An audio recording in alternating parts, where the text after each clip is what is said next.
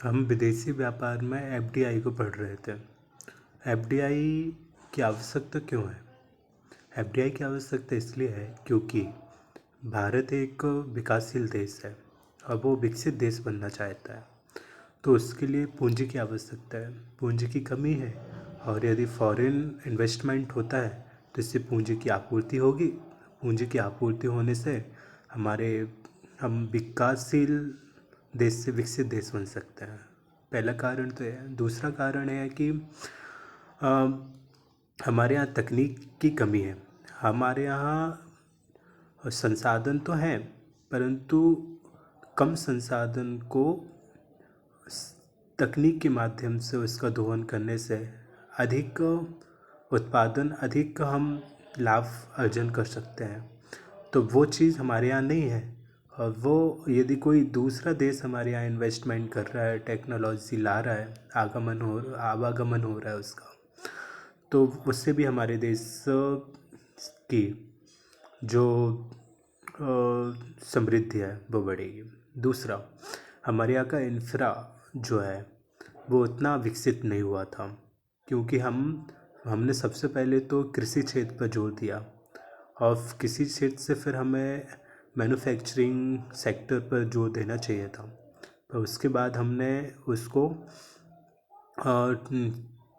Tertiary sector पर पहुंच गए, तो वो ज़्यादा विकास नहीं हुआ और उसके लिए भी पूंजी की आवश्यकता है। और पूंजी की आवश्यकता के लिए इन्वेस्टमेंट, यदि विदेशी इन्वेस्टमेंट होता है तो ये हमारे देश के लिए अच्छा है। और हमारे यहाँ जनसंख्या विस्फोट है, जनसंख्या अधिक है और डिमांड भी अधिक है। सप्लाई उतना नहीं हो पाता है। तो उस प्रोसीजर को करने के लिए, प्रोडक्शन बढ़े, तो इसके लिए भी यदि हमारे यहाँ विदेशी निवेश होता है, वो यहाँ कंपनियाँ खोलते हैं, तो हमारे यहाँ के लोगों को रोज़गार मिलता है और टेक्नोलॉजी आती है और पूंजी आती है। तो इन सब चीज़ों से हमारे देश की जीडीपी बढ़ती है, ग्रोथ बढ़ता है। ये हमारे लिए फ़ायदेमंद है एफडीआई। तो ये हमारी आवश्यकता है।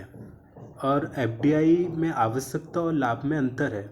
आवश्यकता क्यों है वो अलग बात है, और लाभ तो ठीक है, सब लाभ है, पर आवश्यकता इसलिए है क्योंकि हमारे देश में उसकी वो आपूर्ति नहीं है, इसलिए वो चीज़ की हमें आवश्यकता हो रही है।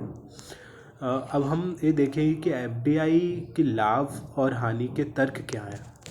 जो हम लाभ की बात करते हैं तो हमने देखा कि लाभ, यदि हम बेसिक से देखें तो ये समझ में आता है कि एफडीआई का मतलब है कि फॉरेन डायरेक्ट इन्वेस्टमेंट। तो अब फॉरेन इन्वेस्टमेंट कैसे हो? तो फॉरेन इन्वेस्टमेंट के लिए हमने ये देखा कि एफपीआई और एफडीआई में हम पढ़ ही रहे हैं। तो एफडीआई का पक्ष ये है कि यदि एफडीआई आएगा तो हमारे यहाँ टेक्नोलॉजी आएगी और प्रबंधन कौशल का विकास होगा। दूसरा, रोजगार सृजन होगा और आर्थिक समृद्धि होगी। तीसरा है कि उत्पाद में वृद्धि होगी और विदेशी विनिमय भंडार हमारा ग्रोथ होगा। सीएडी में कमी आएगी, निर्यात तो अधिक होगा। और हमारे देश में जो खाद्य आपूर्ति में मुद्रास्फीति देखी जाती है, यदि हमारे यहाँ न्यू टेक्नोलॉजी आएगी तो कोल्ड स्टोरेज वगैरह आएगा, तो हमारे यहाँ की खाद्य मुद्रास्फीति भी कम होगी। और एफडीआई के कारण से हमारे जो कृषि वर्ग के किसान हैं वो जो उत्पादन करते हैं, तो कंपनियां सीधे ही उनसे कांटेक्ट करके सामान ले लेती हैं, तो इससे उनको भी अधिक फ़ायदा है। और दूसरी चीज़ ये है कि उसके हानि क्या है। तो हानि के लिए हमें ये देखना पड़ेगा कि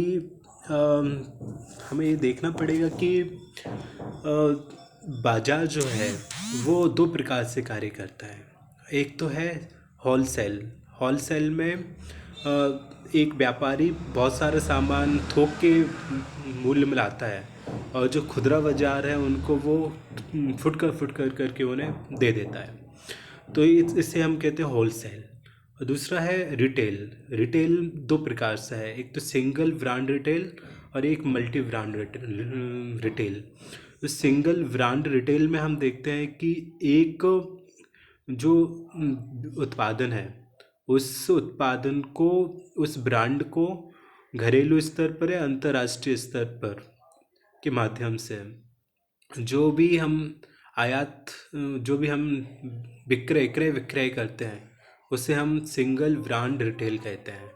दूसरा मल्टी ब्रांड रिटेल क्या है? तो मल्टी ब्रांड रिटेल का मतलब है कि एक ही स्थान पर सारे ब्रांड को रखना, जिससे कि जो भी चीज़ जिसको चाहिए तो वो एक ही जगह से सब सामान ले जाए, तो उसे हम कहते हैं मल्टी ब्रांड रिटेल। आ, और रोजगार प्रकृति में औपचारिक और अनौपचारिकता होती है। तो औपचारिक जो रोजगार होते हैं उसमें तो वेतन भी मिलता है और सामाजिक सुरक्षा भी होती है। अनौपचारिक में वेतन का पता नहीं रहता और सामाजिक सुरक्षा का भी कुछ पता नहीं रहता। तो इससे अब हम ये पता कर सकते हैं कि इसकी हानियाँ क्या हैं। हानियाँ ये है कि जो हमारे अनौपचारिक क्षेत्र में बेरोजगार लोग हैं, तो वो उनकी संख्या बढ़ेगी। दूसरा है कि जो हमारे एमएसएमई जो सेक्टर है, वो यदि बहुराष्ट्रीय कंपनियां हमारे यहाँ आएंगी तो प्रतिस्पर्धा बढ़ेगी, तो उनके लिए प्रतिस्पर्धा करना बहुत मुश्किल हो जाएगा। तीसरा है कि एफडीआई उपभोक्तावादी संस्कृति को भी बढ़ावा देता है। सो हमारी जो संस्कृति है वो भी छूटती जाएगी। और विदेशी कंपनियां यदि हमारे यहाँ आती हैं तो वो किसानों की उपेक्षा होती है और किसानों को ज़्यादा तवज्जो नहीं देते हैं, तो उससे हमारे आर्थिक समृद्धि, आर्थिक असमानता बढ़ती है। और एफडीआई के कारण से पर्यावरण पर भी प्रतिकूल प्रभाव पड़ता है, क्योंकि वहाँ के जंगल साफ हो जाते हैं और वहाँ पर वो जहाँ खोलते हैं फिर प्रदूषण भी होता है। तो ये सारी चीज़ें हानिकारक पक्ष में रखी जाती हैं। परंतु इनको हम यदि ऐसा देखें कि यदि हम नकारात्मक पक्ष को उपाय के तौर पर देखें तो सकारात्मक पक्ष ज़्यादा है। तो इसलिए हमारे देश में एफडीआई को लागू किया जाता है, उसको मुख्यता दी जाती है। अब हम ये देखते हैं कि भारत में ही निवेश क्यों करना चाहती हैं अधिकतम कंपनियां। इसलिए करना चाहते हैं कि भारत में अभी संसाधनों का अधिकतम दोहन नहीं हुआ है, और संसाधनों के अधिकतम दोहन के लिए तकनीक की आवश्यकता है और तकनीक हमारे यहाँ नहीं है। और उसके साथ में हमारे यहाँ सस्ता लेबर है और हमारे यहाँ बाज़ार भी है, बहुत बड़ा बाज़ार है, उपभोक्ता भी है। जो आप यहाँ बना रहे हो वो यहाँ पे कंज्यूम भी हो सकता है, इसलिए एफडीआई की आवश्यकता है। और लास्ट में हम ये देखें कि एफडीआई की बाधाएं क्या हैं। बाधाएं ये हैं कि एक तो भूमि अधिग्रहण की समस्या है, उसमें ही बहुत समस्या आती है। दूसरा है कुशल श्रमिकों का अभाव है, स्किल पर्सन नहीं मिलते हैं। तीसरा है जटिल श्रम कानून है, जटिल कर टैक्स संरचना है, आधारभूत संरचना का अभाव है हमारे यहाँ, व्यापार सुगमता की कमी है, पर्यावरण मंत्रालय से कभी कभी मंजूरी नहीं मिलती है।